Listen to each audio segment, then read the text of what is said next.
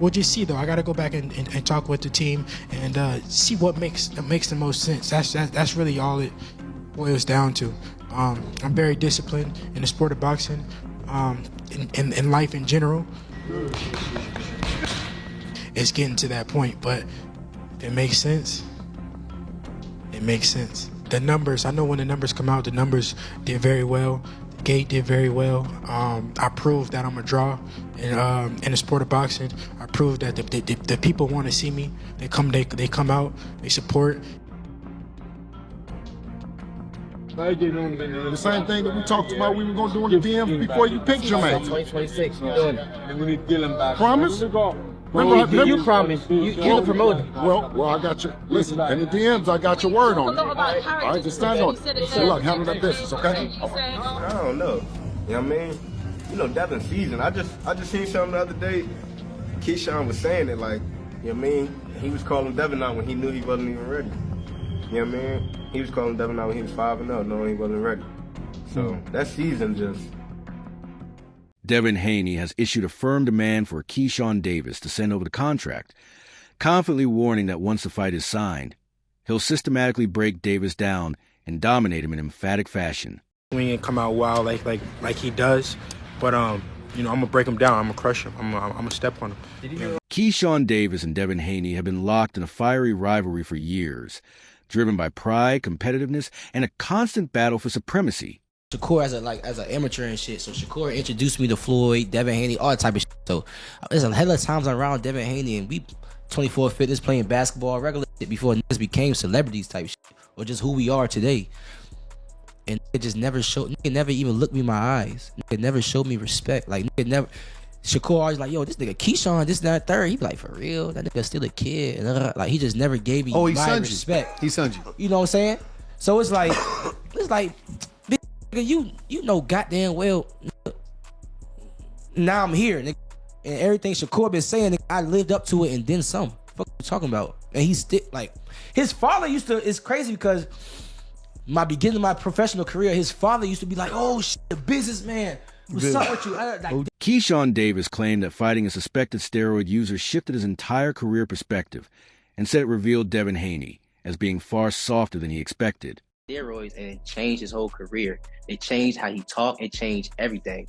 So us seeing Devin Haney doing all of this with a person that had 0.1 estrogen, and we all seen that Ryan Garcia was still in there getting tired.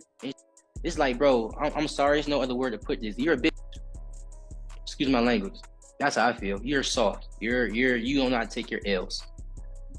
You a person that been given everything all your life, a daddy's boy, making sure you've been straight all your life, and now you took your first loss. I feel like you don't even know how to take it.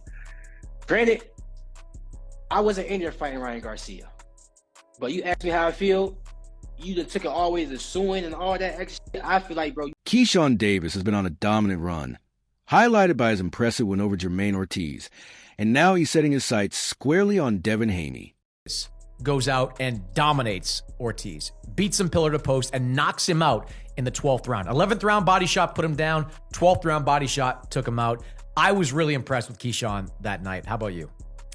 Yeah, no, I was impressed because Ortiz was a handful. And I think that's the best I've seen Ortiz fight. We know that he's a championship spoiler, right? If you're not careful with guys like Ortiz, they can win quiet rounds, and next thing you know, you're in trouble in the later part of the rounds.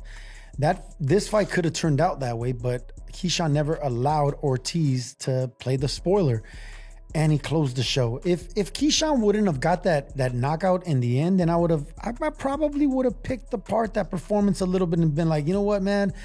Keyshawn wasn't at his absolute best. He could have done this. He put it in another gear. It was a big moment, a big stage, but he closed the show, and he never let the spoiler. Shakur Stevenson praised Keyshawn Davis, saying he's helped prepare his brother and many other fighters, but none compare to Keyshawn's elite level.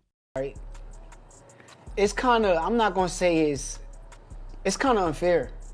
What you mean? It's unfair for these fighters to the point where that's really my brother.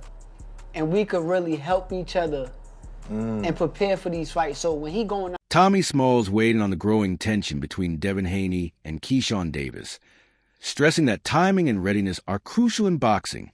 He recalled how Keyshawn was calling out Devin very early in his career, even when he was just 5-0, suggesting he may not have been fully prepared back then. For Smalls, that moment highlighted how experience and seasoning matter before taking on certain challenges. He also noted that both Devin and Keyshawn have developed in the sport around the same period, making a future showdown even more compelling. Smalls believes it would be a fight fans would eagerly watch and question whether weight could play a role in the outcome, adding that he once expected Devin to face Shakur Stevenson first. Either way, he sees the matchup as inevitable and highly exciting. That's what it is, you know what I mean? I gotta see everybody above me. You know what I mean? If you're not above me, I ain't worrying about you. If you got one of them belts, I'm on that ass. You know what I mean? Do you like to hear that? Like hearing more guys at 140 or the big name dudes jump into your division? Yeah, big name. I thought you was about to say just, I don't want just anybody just moving up to 47. They ain't gonna do nothing but get crowded. But the bigger names ain't doing nothing but making more opportunity. You know, they gonna be, everybody scanning each other. And them coming up, they gonna have to be looking for somebody that's above them. You know what I mean? So it is what it is. I'm ready to get it on. In your opinion, who wins that fight if it were to occur? Out of who? Devin and Keyshawn. I don't know, man. I don't know. Keyshawn was saying it like, you know what I mean? He was calling Devin out when he knew he wasn't even ready. You know what I mean? He was calling Devin out when he was 5-0, knowing he wasn't ready. So that season they play a part. You know what I mean? But they both been in the game about the same time, man. It's gonna be a good fight. It's gonna be a good fight for sure. Do you think the weight is gonna play a role? I honestly thought Devin and Shakur would end up fighting first. You know what I mean? Me too. I thought they would end up fighting first, but Davis controlled the fight from the opening bell, dictating the tempo and methodically breaking Ortiz down with sharp precision. He varied his attack brilliantly, targeting the body with jabs, landing hooks and uppercuts, and firing crisp combinations, while applying nonstop pressure that kept Ortiz from ever finding a rhythm. The bout ended in emphatic fashion when Davis sealed a 12th round knockout after relentless body punishment. It was a statement performance on a big stage, highlighting not just his technical skill, but his killer instinct to finish when it counts, firmly establishing him as a rising force ready for tougher challenges ahead. Jermaine Ortiz, and he's just not that guy.